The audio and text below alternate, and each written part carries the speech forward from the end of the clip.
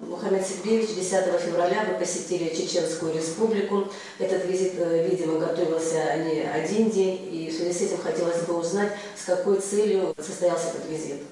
За последнее время были утеряны определенный темп, наверное, и общение с субъектами Российской Федерации, в частности, на Северном Кавказе. В жизни абхазского народа и в жизни народа Северного Кавказа они всегда проходили именно в плотном общении, обменами и на родственном, и на государственном уровне.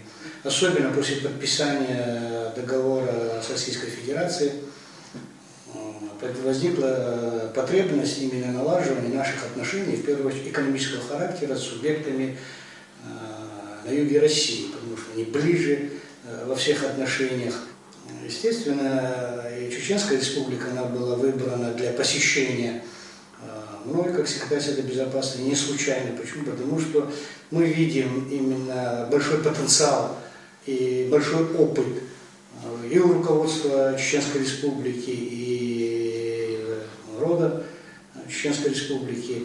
Именно те процессы, которые на сегодняшний день там происходят, они действительно внушительны, они действительно выглядят достаточно весомыми. Восстановление и самого города Грозного, и инфраструктуры, и экономики Чеченской Республики после этих двух тяжелых войн.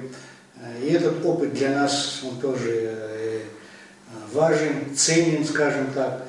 И исходя вот из таких соображений, выехали поделиться и с руководством Чечни, и насколько возможно за короткое пребывание посмотреть, что там происходит. Как вас там встретили и скажите, с кем вы встречались, какие встречи были проведены? По договоренности с одним из ближайших соратников лидера Чечни, это был такой Адам Делимханов, депутат Государственной Думы, он нас встретил очень тепло. И в оговоренное время с встречи, даже с опережением на полчаса, нас пригласил сам Рамзан Ахматович. И это тоже такой факт, что договорились на 15 часов, а в 14:30 мы уже были в резиденции у главы республики. Встреча была очень теплая, человеческая, так можно сказать, у него дома непосредственно, где проживает он сам и его семья. И она же является рабочей резиденцией. Встреча, она проходила в узком кругу, вчетвером мы разговаривали, достаточно много аспектов, много вопросов мы обсуждали. Очень живой интерес был у самого Рамзана Ахматовича именно по ситуации, и в первую очередь экономической ситуации, финансирования программ в Абхазии. Более 1,5 часов так, в теплой, как говорится, домашней обстановке мы общались и могли свободно задавать вопросы, выражать свое видение, подчеркивать те или иные возможности, которые могут появиться при тесном сотрудничестве. Интерес, я это почувствовал, это я увидел и в вопросах, и в обсуждаемой тематике. Очень живой интерес у руководителей Чеченской Республики. Я думаю, что и у народа Чечни большой интерес именно к нам, как к субъекту, как к кавказским народам.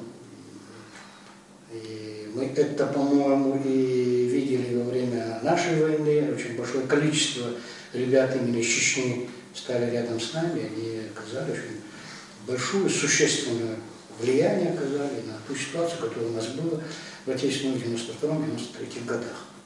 Как вы думаете, эта встреча может вылиться в какие-то конкретные проекты? Это будет в сфере безопасности, либо в сфере экономики? Скажите, как вот вы думаете, во что это может все вылиться, да, в дальнейшем? В первую очередь, действительно, мы говорили именно о экономическом аспекте, именно опыте восстановления самой Чечни. В 1998 году это практически разрушенный город был. Когда это я высказался, они говорят, а еще была вторая чеченская, что практически на тот период в городе Грозном не было ни одного целого здания, которое можно было приспособить для временной администрации старшего Кадырова, что в Ростове. Поэтому они вынуждены были резиденцию Ахмата Кадырова делать Гудермесе. То есть настолько это было разрушено, а на сегодняшний день следа практически там нет. Практически нет. И, естественно, мы это проецировали, и возможности какие у нас поделиться именно в этом направлении по восстановлению экономики Абхазии. На сегодняшний день для кого не секрет, что как бы мы это ни подчеркивали, у нас в этом плане ситуация очень достаточно сложная, скажем так. Она даже, я бы выразил, пограничная именно развитие нашей экономики, оно такое зачаточное положение, и исправлять очень много. Это все видно, когда в сравнении именно в субъектах Российской Федерации. Там может быть какая-то, можно много причин приводить, что это связано с тем-то или с другим-то, но я думаю, что и эти возможности для нас достижимы. И у нас если эти возможности мы сегодня не используем, я думаю, что завтра можем очень серьезно сожалеть об этом. Какие были еще встречи? Может, была ли какая-то культурная программа? Я там был буквально считанные часы, где-то около 3 часов только там находился и выехал. И я и больше не мог, хотя они приглашали остаться, и возможностей их не было, и целей таковых не было. На сегодняшний день мы должны были получить именно то видение наших вопросов, то видение наших предложений, как бы они к этому относятся. Очень большая заинтересованность, я еще раз повторяюсь. И то приглашение, которое было высказано от имени нашего президента, оно было воспринято достаточно тепло и очень серьезно. И он, вот из наших слов, руководитель республики, он планирует сюда прислать именно там же за столом. Этот вопрос был решен. Депутат Государственной Думы Делимханов Адам Султанович должен выехать сюда, предварительно ознакомиться, составить план пребывания руководителя. Надеюсь на это, по крайней мере, приглашение оно принято, оно не отказано, и в такой последовательности с выездом представителя здесь, планирование мероприятий, встреч и времени пребывания самого руководителя.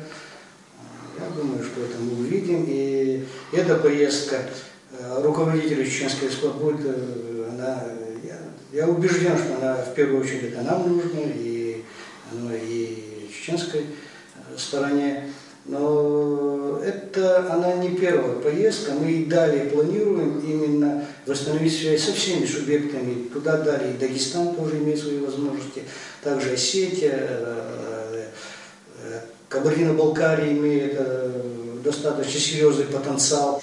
Скажите, пожалуйста, вот лидер Чеченской Республики, достаточно известный человек, известный политический деятель, как прошло чисто человеческое общение? Какое у вас впечатление именно о нем как о человеке, с которым вот пришлось пообщаться?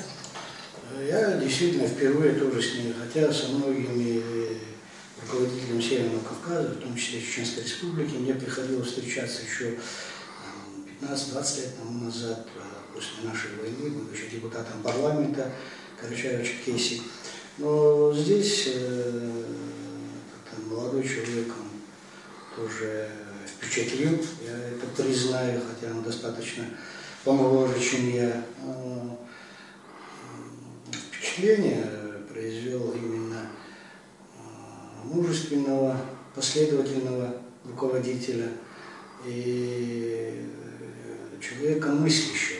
Он видит на перспективу. Есть видение того, что на сегодняшний день происходит в республике, видение того, что завтра и к чему надо стремиться. Это видение у этого человека присутствует. Достаточно серьезный. И здесь я тоже хотел акцентировать, и я хотел бы, чтобы это было подчеркнуто. 2008 год, 8 августа, именно мужественная позиция, как политика Кадырова и его решительные действия, которые потом вылились в действия двух этих серьезных батальонов «Восток» и «Запад» на территории Южной Осетии, они не позволили дальнейшей эскалации военных действий на территории Абхазии. Я думаю, что это огромная заслуга перед народом Абхазии этого человека, что он именно своей жесткой позицией, последовательной позицией, мужественными и решительными действиями не допустил войны, именно остановил войну один из тех политиков российского руководства, который именно весомое слово тоже оно имело достаточно, я думаю, что значение в принятии решений тех действий, которые мы впоследствии увидели, и мы, по-моему, с вами все это поддержали. У этого человека есть большие заслуги перед народом Абхазии, на Северном Кавказе, в его объединении. По поводу следующих визитов, вот вы посетили Чеченскую республику, может быть, у вас уже есть какие-то наметки по поводу того, какую республику, может, Северный Кавказ, может быть, еще какую-то страну вы планируете посетить? Но в кратчайшее время, я думаю, что на различных уровнях и общественности, и государственных структур, или государственных служащих мы обязаны, и мы это будем делать, посещать и остальные субъекты, в первую очередь, Северокавказского федерального округа, Южного федерального округа. Во всех этих субъектах мы должны присутствовать, выстроить взаимоотношения, и оно должно быть обоюдным, то есть движение должно быть двусторонним, и со стороны этих субъектов к нам, мы туда, и в первую очередь, естественно, это должно способствовать именно улучшению экономической ситуации у нас, уровню жизни наших людей. Спасибо за беседу.